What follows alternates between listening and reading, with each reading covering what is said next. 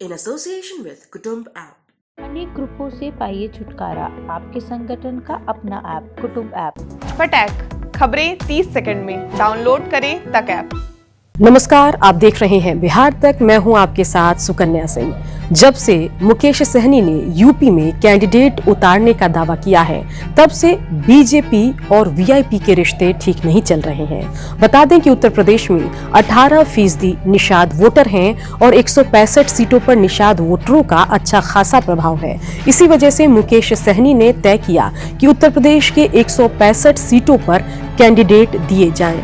मुकेश सहनी गठबंधन करने की कवायद में भी जुटे थे, लेकिन इन सब के बीच खबर ये है कि बीजेपी मुकेश सहनी की इस कवायद से खुश नहीं है, जिसके बाद मुकेश सहनी के बिहार के पॉलिटिक्स पर यूपी चुनाव का साइड इफेक्ट दिख सकता है। बता दें कि मुकेश सहनी के जो कार्यकाल मिला था, जो एमएलसी सीट उनको मिली थी, उसका कार्यकाल जून 2022 में खत्म हो रहा है। मतलब कुल मिलाकर 150 पौने 200 के दिन के आसपास का कार्यकाल मुकेश सहनी के पास बचा है। ऐसे में अगर वो बीजेपी से बागी होकर उत्तर प्रदेश में कैंडिडेट देते हैं, तो आगे चलकर बिहार की सियासत में बड़ा नुकसान मुकेश सहनी को उठाना पड़ सकता है। बता दें कि लगातार मुकेश सहनी पर अजय निषाद, जो कि बीजेपी के नेता हैं, उनके द्वारा हमला किया जा रहा है।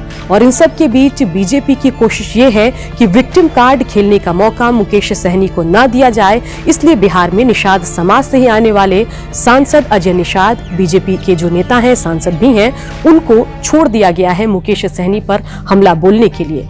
और कहा यह जा रहा है कि अगर मुकेश सहनी ने अपनी कवायद नहीं बदली, तो आगे चलकर बीजेपी बड़ा एक्शन मुकेश सहनी पर ले सकती है।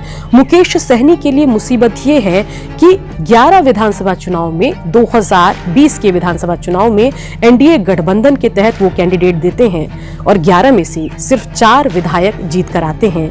और ऐसे में मुकेश सहनी खुद भी अपनी सीट हार जाते हैं।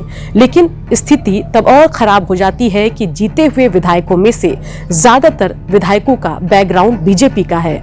जिन विधायकों ने वीआईपी के सिंबल पर जीत दर्ज की, वो इससे पहले बीजेपी की तरफ से चुनाव लड़ चुके थे, बीजेपी के कैंडिडेट थे। और माना यह जा रहा था कि टिकट वीआईपी का और कैंडिडेट बीजेपी का, इस शर्त पर वीआईपी को 11 सीट दी गई और ज्यादातर कैंडिडेट बीजेपी बैकग्राउंड के थे। तो अगर मुकेश सहनी ने उत्तर प्रदेश के चुनाव में सीधे सीधे बीजेपी को चुनौती दी, तो फिर बीजेपी वीआईपी पार्टी को बिहार में तोड़ भी सकती है। ये धमकी भी अजय निषाद ने दे दी है। बता दें कि मुकेश सहनी की दिक्कत ये है कि कई तरीके से मुकेश सहनी बीजेपी के चंगुल में फंसे हुए हैं। सबसे बड़ी दिक्कत ये है कि बीजेपी जिस दिन चाहेगी उस दिन वीआईपी पार्टी को तोड़ देगी। दूसरी दिक्कत ये है कि जून में मुकेश सहनी का कार्यकाल खत्म हो रहा है और जैसे ही कार्यकाल खत्म होगा, मुकेश सहनी जो है उनका मंत्री पद भी छिन जाएगा।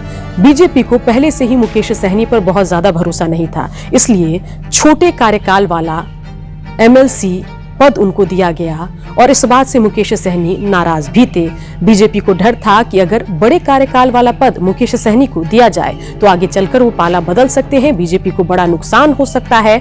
और माना यह जा रहा था कि अगर मुकेश सहनी और बीजेपी के बीच में सब ठीक रहा, तो आगे चलकर कोई बड़े कार्यकाल वाला एमएलसी पद भी उनको देने की योजना बीजेपी की तरफ से थी। लेकिन पिछले 1.5 साल की सियासत में देखें तो कई मौकों पर मुकेश सहनी सीधे सीधे बीजेपी को चुनौती दे रहे हैं, चाहे यूपी का चुनाव हो या फिर बिहार के अन्य कई मुद्दे ही क्यों न हो।